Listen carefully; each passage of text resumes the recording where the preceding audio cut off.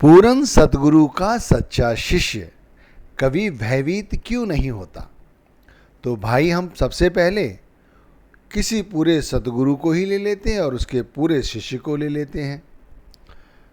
तो कहते हैं एक बार राजा जनक अपने सतगुरु गुरु श्री अष्टावक्र द्वारा प्रवचन सुन रहे थे, सत्संग सुन रहे थे। राजा जनक अपने वक़्त के सच्चे शिष्य रहे हैं। वो शांति पूर्वक अपने सतगुरु का सत्संग सुन रहे थे। बड़ा मनमोहक दृश्य था। ध्यान पूरी तरह से सतगुरु के प्रवचनों पर केंद्रित था। उसी समय कुछ लोग आए और राजा जनक से कहने लगे, महाराज आपके राज्य में आग लग गई। वहां जो लोग बैठे थे भयभीत हो गए और भाग खड़े हुए, लेकिन राजा जनक बिल्कुल भी भयभीत नहीं हुए। उन्होंने सोचा मेरे पास वाकई में बहुत सारा धन है, फिर भी मेरा अपना कुछ नहीं। मेरा अपना तो ये सिर्फ सतगुरु का प्रवचन है, सतगुरु का नाम है, और वो अपने सच्चे गुरु का सच्चा सत्संग सुनते रहे, तनिक भी भयभीत नहीं हुए। और हमारे गुरु भी तो पूरे हैं, लेकिन भाई मैं ये कहता हूं, फिर हम क्यों अधूरे हैं? हम क्यों हमेशा चिंताग्रस्त रहते हैं, डरे सहमे रहते हैं? क्योंकि भाई हम अभी सच्चे शिष्य नहीं बन पाए हैं। हर कार्य के खत्म होने से पहले ही हम उसके परिणाम को लेकर सुख और दुख की कल्पना करते रहते हैं।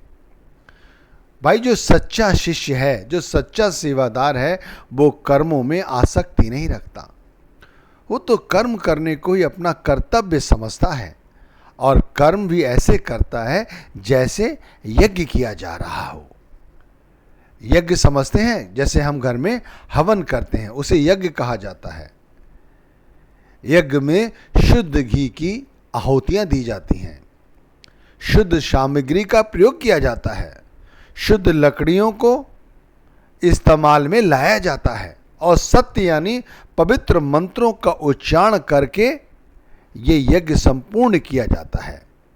इसी तरह जो सच्चा शिष्य है वो हमेशा ही आसक्ति का त्याग करके अपने सद्गुरु के दिखाए गए रास्ते पर सरलता पूर्वक हर रोज हर वक्त नाम का सिमरन करता रहता है, नाम की भजन बंदगी करता रहता है, और समस्त कामनाओं से निर्लिप्त रहता है।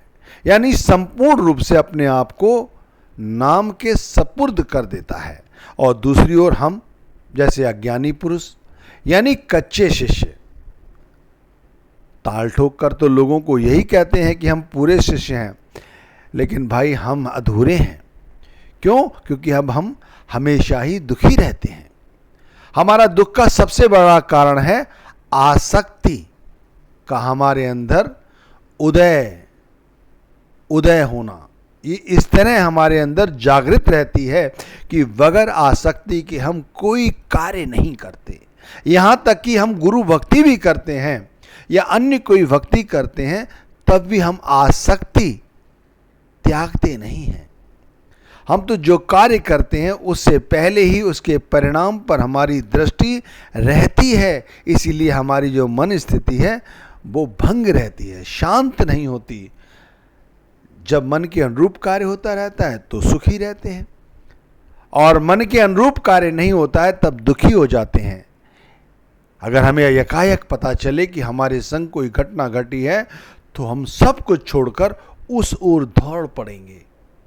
लेकिन जो सच्चा शिष्य है, सच्चा सेवादार है, वो यही कहता है कि भाई क्या करें, ये जो कुछ हो रहा है मालिक की अपनी रजा से हो रहा है।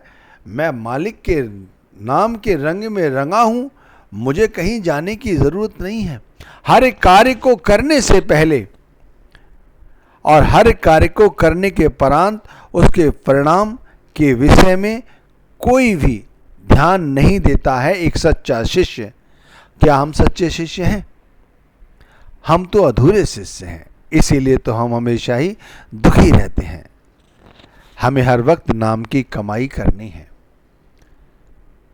अपने आप को सुखी रखना है। और सुखी रखने का सबसे सरल तरीका है कि भाई सच्चे सेवादार बनने की कोशिश करनी है, सच्चे सेवक बनने की कोशिश करनी है, यानी आसक्ति का संपूर्ण रूप से त्याग करना है। एक दफा का जिक्र ऐसा भी आता है कि कबीर साहिब कुछ कार्य कर रहे थे कि उनका बेटा कमाल उनके पास दौड़ा भागता हुआ आया और कहने लगा कि पिताजी, किसी ने हमारे आशियाने में आग लगा दी। एक ही तो हमारे पास मकान था, जो झोपड़ी थी उनकी, उसमें भी आग लगा दी। बताओ अब हम कहाँ रहेंगे। कबीर साहिब मुस्कुराए और कहने लगे कि वो आशियाना ही क्या, या वो सर के ऊपर छत ही क्या, जो किसी के उजाड़ने से उजड़ जाए या किसी के जलाने से जल जाए। परमात्मा की जो छत है, आकाश रूपी छत, जिसका कोई और छोर नहीं है, हमारे ऊपर ये है ना।